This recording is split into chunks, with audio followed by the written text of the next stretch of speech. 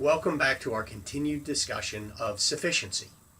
In this video, we return to the topic of tax dynamics, and what better way than to recall our friends at the Pheasant Lane Mall in the city of Tyngsboro. Recall that our hypothetical solution was to raise the rate, but then we realized we would suffer the consequences of a change in taxpayer behavior. But recall we actually do not know exactly how taxpayers will respond to a change in taxes. To answer that question, we generally turn to our friends, the economists, who attempt to build models that help predict what could happen. On this slide is what economists said about the Trump campaign tax plan. Take a moment to read it. In this case, the economists looking at this potential tax change were concluding that any growth created by the tax cut, regardless of how stimulating to the economy, could overcome the debt burden it would also help to create. This brings us to the age-old question, or maybe it's questions. Do tax cuts stimulate the economy, and do tax increases hinder economic growth? Theoretically, there is little question. A tax cut should spur economic growth. The level of that growth is subject to much debate. An economist named Arthur Laffer made a career out of estimating this relationship with the Laffer curve. It was entirely supportive of the Ford and Reagan era economic plans. Although theory is supportive, actual history has yet to bear out this relationship between taxes and growth. For example, the Clinton administration oversaw tax increases and a strong expansion of the U.S. economy. In probably the only meaningful conclusion we can draw, it would appear that taxes are simply a part of the economic growth equation, but certainly not its only or strongest element. When researchers cannot find big data to investigate hypotheses, we often turn to individual subjects in an attempt to see behavior at the micro level. So Adam is a big star and makes $5 million a year. His marginal tax rate, which is the rate on the next dollar of income, is 40%. If the rate increases to 41%, will Adam not want to take any risks or expend any resources in order to keep at most of 59 cents of the dollar he earns? We can contrast that with Kelly, who makes only $25,000 a year. Her marginal tax rate is only 10%.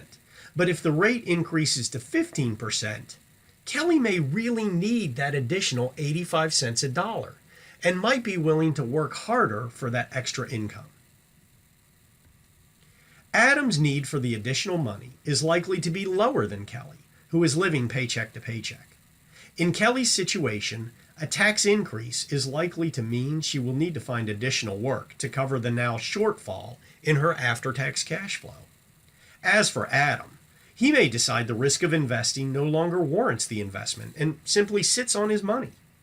What is certain is that from the government's perspective, when it comes to raising revenue, it takes a whole lot of Kellys to equal one Adam. We described Kelly's situation as the income effect because Kelly needs the after-tax income to live.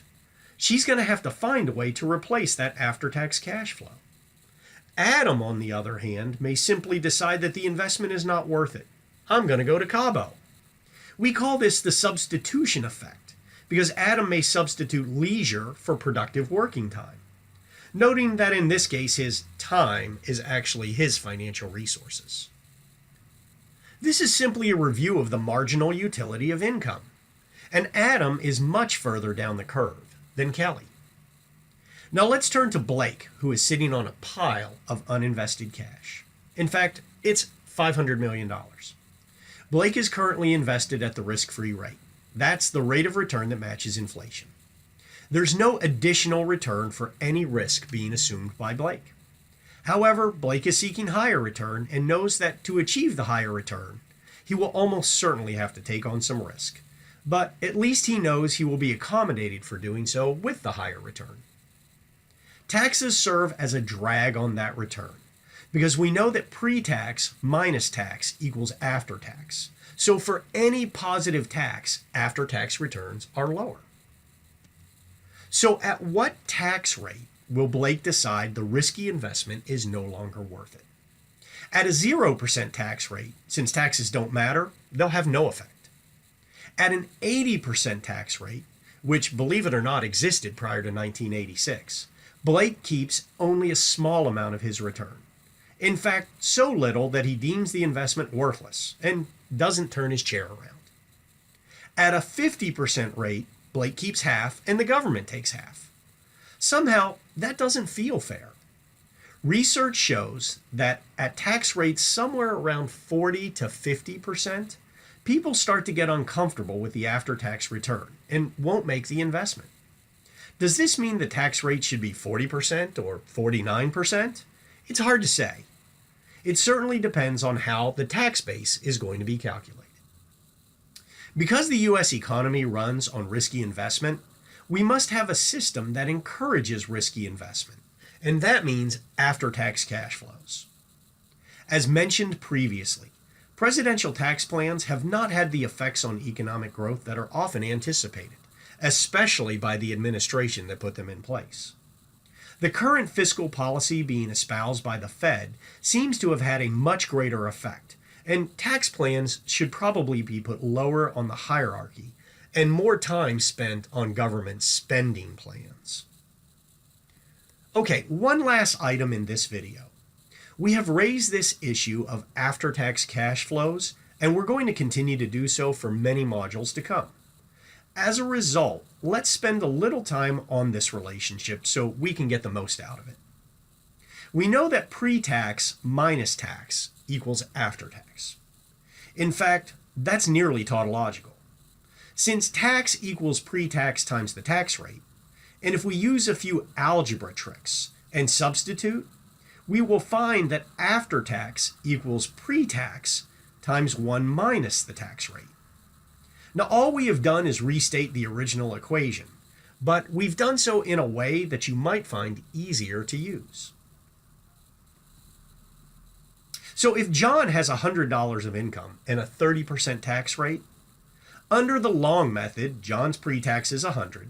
His taxes are 100 times 30% or $30.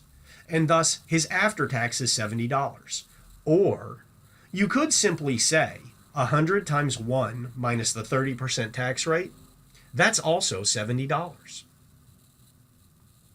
Oliver, with $100 of income and a 40% tax rate, works the exact same way. 100 times 1 minus the 40% tax rate is $60. We can use this relationship to solve problems in reverse. If John and Oliver both seek a $60 after-tax return, what pre-tax return will be required? Well, in this case, the pre-tax return is the unknown variable, and a bit of algebra yields the required pre-tax return for both. This is a handy shortcut to keeping your tax quiver. You can expect to have it exercised in your homework and in your quizzes as well.